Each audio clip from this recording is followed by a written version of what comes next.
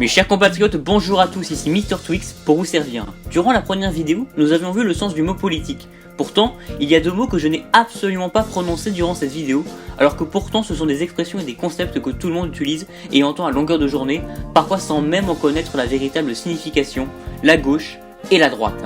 Aujourd'hui, je vous présente donc une notion de base de la politique, à savoir le concept du clivage gauche-droite.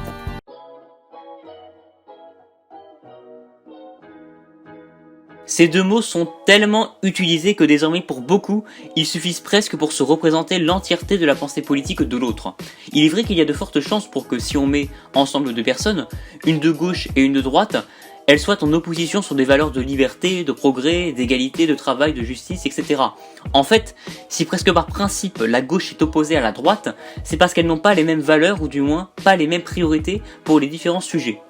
Exemple, la gauche sera particulièrement sensible aux valeurs d'égalité, de liberté fondamentale, de justice sociale, d'interventionnisme dans l'économie, tandis que la droite, elle, est par définition plus sensible aux valeurs de liberté individuelle, comme la liberté d'entreprendre, la propriété privée, la sécurité, ou encore le libéralisme économique.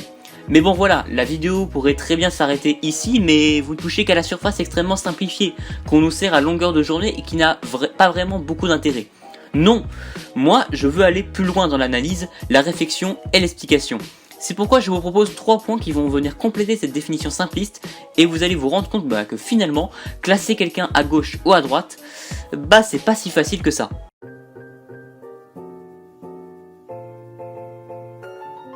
Vous le savez, en politique on trouve une multitude de sujets, une multitude de débats, de réflexions et de positionnements différents.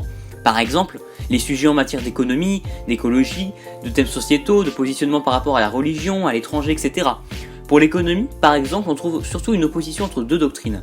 Les partisans du libéralisme économique, qui veulent moins d'intervention de l'État, et les keynésiens, ou les interventionnistes, partisans de davantage d'intervention de l'État dans l'économie.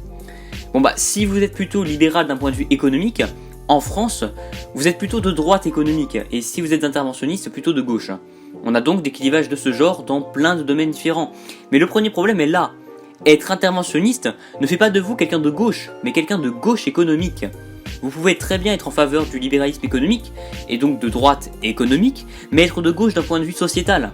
Et oui, vous l'avez compris, il existe tellement de clivages et de domaines différents qu'employer les termes gauche ou droite, c'est très souvent insuffisant ou incomplet.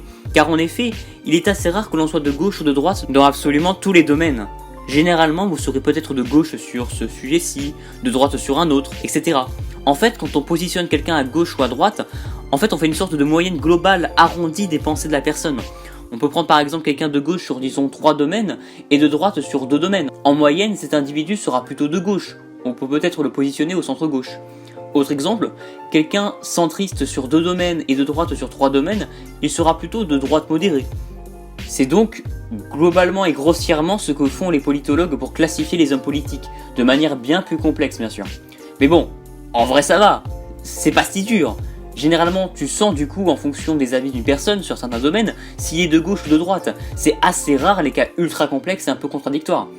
Alors oui, avec ça vous pouvez grosso modo positionner quelqu'un en France. En revanche, c'est loin d'être le cas pour l'étranger.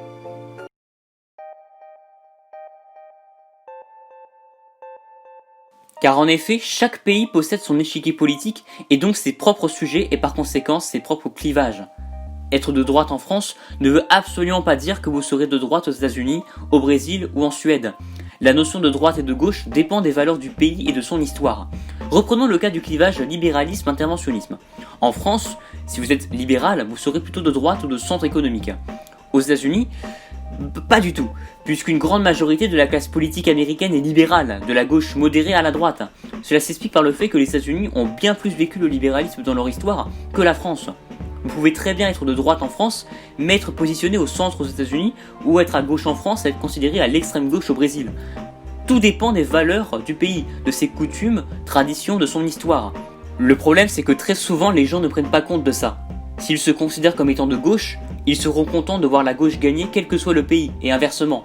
Pourtant, il y a peu de chances que vous soyez réellement en phase avec votre homologue étranger, parce que les thèmes et débats politiques ne seront pas du tout sur le même sujet.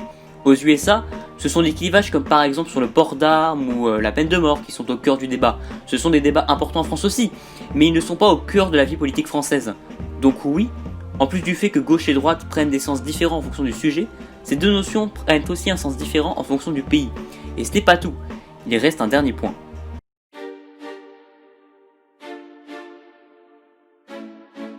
Eh bien oui, en plus du sujet du pays, les sens du clivage gauche-droite varient selon le contexte et la période historique.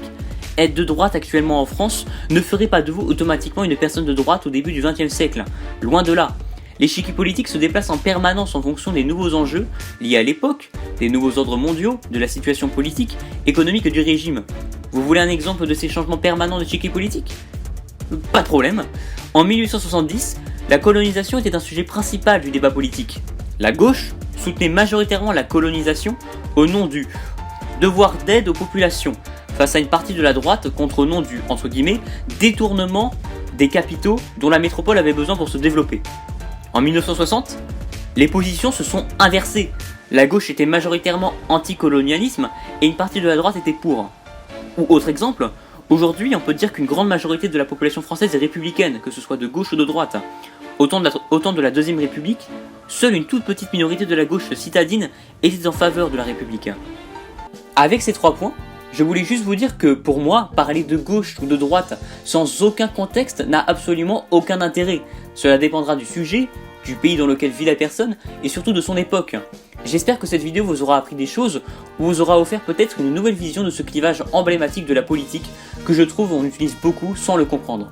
N'hésitez pas à me donner votre avis dans les commentaires. Rappelez-vous, on n'est pas là pour dire toi t'es de gauche, toi t'es de droite, mais pour définir les réels sens de ces termes. A bientôt pour de prochaines vidéos.